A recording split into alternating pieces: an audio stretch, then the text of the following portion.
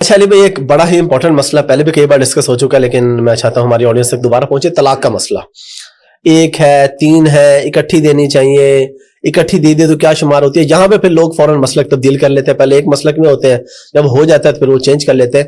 قرآن و حدیث کی روشنی میں طلاق کا پروسیجر کیا ہے؟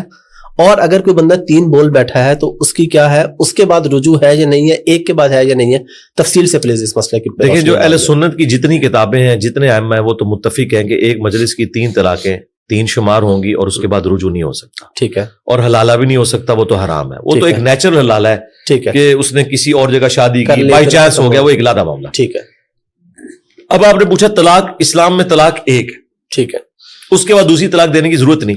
ٹھیک ہے. 3 مہینے بعد وہ عورت آپ کے نکاح سے نکل جائے گی. 3 مہینے تک وہ طلاق رجی ہوگی، یعنی ریورسیبل ہے. ٹھیک ہے. آپ واپس آ سکتے ہیں.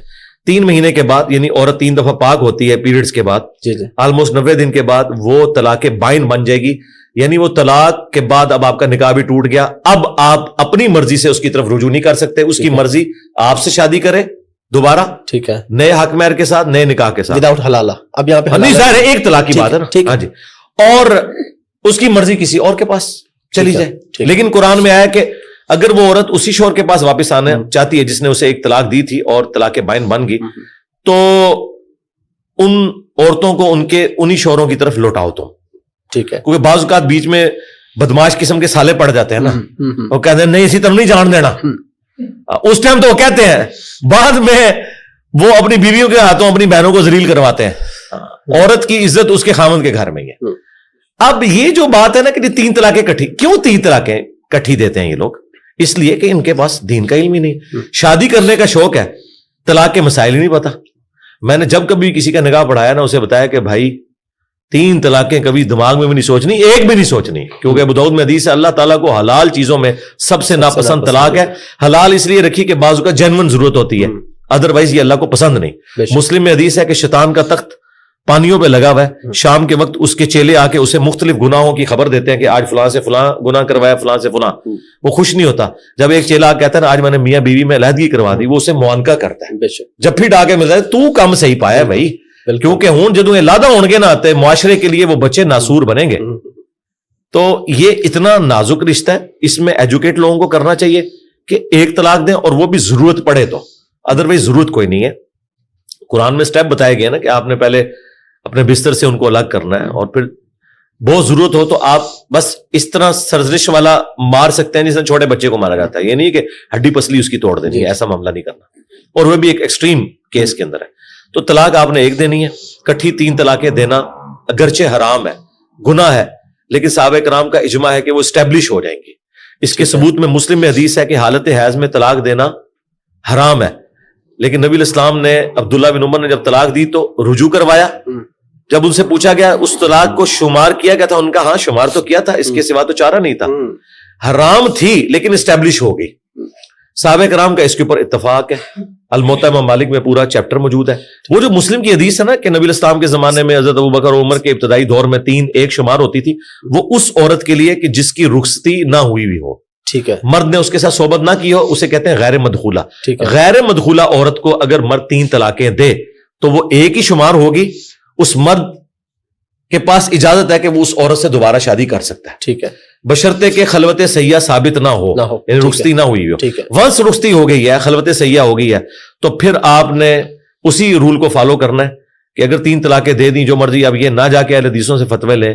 اہل حدیثوں میں بھی جو پڑھ لکھے علماء ہیں وہ چیز مانتے ہیں کہ یہ بعد میں، یہ زیادہ ابن تیمیہ نے مسئلہ اٹھایا تھا کیونکہ شیعہ کے ہاں یہ ایک مسئلہ تھا. خیر شیعہ کی تو اپنی بھی ریسٹرکشن علیحدہ سے ہیں، بس ان سے متاثر ہو کے انہوں نے، یعنی یہ وہ مسئلہ ہے جس میں شیعہ اور وہابی ایک ہے.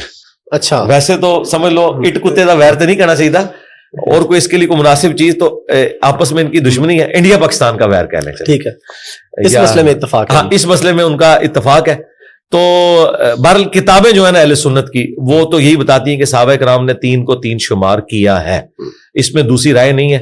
اور یہ جو لوگ جاتے ہیں فتوے لینے، وہ ان سے اسٹامپ پیپر پہ لکھوا لیتے ہیں کہ ہم اہل حدیث ہوتے ہیں. وہ اہل حدیث بس اس مسجد کے گیٹ تک ہی ہیں. بالکل بالکل. ہاں تو اس سے اندازہ لگائیں. میرا خیال ہے لوگوں کو ایجوکیٹ کرنا چاہیے تاکہ لوگوں میں یہ کم علمی کی وجہ سے جو یہ اس طرح کی حرکتیں آتی ہیں نا وہ نہ کریں.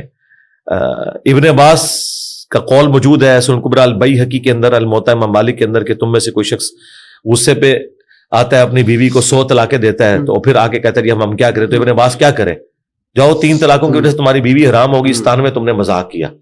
تو یہ اس وقت ایک ٹرینڈ چلا تھا. حضرت عمر نے جو 3 کیا تھا نا، انہوں نے ایک ایگزیکٹو آرڈر کے طور پر غیر مدخولہ کے لیے بھی کر دیا تھا، کیونکہ دوسرے ملکوں سے عورتیں آ رہی تھیں اور مرد پھر وہ نکاح ہوئے ہوتے تھے، رخصتی کے بعد میں ہوتی تھی، تو مذاق بنایا ہوا تھا. تو حضرت عمر نے کہا اب جو یہ کہے گا نا میں وہ 3 ہی اسٹیبلش کروں گا، رخصتی سے پہلے بھی اگر دے گا تو 3 اسٹیبلش کروں گا. یہ الموطا امام مالک میں پورے چیپٹر موجود ہے. ٹھیک ہے. اور اس معاملے میں واقعی حضرت عمر کا یہ جو پولیٹیکل ڈیسیژن تھا یہ کوئی دین نہیں ہے. ہم کہتے ہیں آج بھی اگر کوئی 3 طلاقیں دیتا ہے غیر مدخولہ کو تو آپ ایک شمار کریں گے نبی اسلام کے زمانے میں ہوتا تھا. حضرت عمر کا جو ڈیسیژن وہ اس وقت کے لیے انہوں نے ایک ایگزیکٹو آرڈر کے طور پہ کیا تھا، کوئی شرعی مسئلے کے طور پر نہیں. لیکن جس کی رخصتی ہوگی اس کی 3 ہی شمار ہوں گی. علی بھائی بہت شکریہ آپ کے ٹائم کا. لاسٹ پہ کوئی میسج پبلک کے لیے پلیز. مغفرت کروانے کا سب سے بہترین ذریعہ یہ ہے کہ اللہ تعالیٰ نے آپ کے پیغمبر صلی اللہ علیہ وآلہ وسلم کو جو یہ کتاب دے کر بھیجا ہے، جسے ہم نے جزدان میں رکھ کے صرف اپنی بچیوں کو بیاتے وقت نیچے سے گزارنے کا ذریعہ بنایا ہوا ہے. اس سے زیادہ اس کی کوئی اہمیت نہیں ہے. اس کو ترجمے سے پڑھیں، اور عربی فی الحال اس کی چھوڑ دیں، آپ ترجمے سے پڑھ کے ایٹ لیسٹ نالج حاصل کریں کہ اللہ نے آپ سے بات کیا کی ہے. تو اس ہدایت کو حاصل کرنے کا ذریعہ یہ ہے کہ اسے پڑھ کے سمجھیں. شہد کی شفا چاٹنے میں ہے، بوتل گلے میں لٹکانے میں نہیں ہے تعویذ بنا کے. اور قرآن کی شفا اسے جزدان میں لپیٹنا یا صرف اس کی تلاوت کرنا نہیں، بلکہ اس کے اندر دیکھیں اللہ تعالیٰ نے آپ سے کیا فرمایا. قرآن وہ مظلوم کتاب ہے جو دنیا میں سب سے زیادہ بغیر سمجھ کے پڑھی جاتی ہے. یہ اتنی مظلوم کتاب ہے، تو اس پہ ظلم نہ کریں، یہ آپ اپنے اوپر ظلم کر رہے ہیں. ٹھیک ہو گئے. Thank you very much.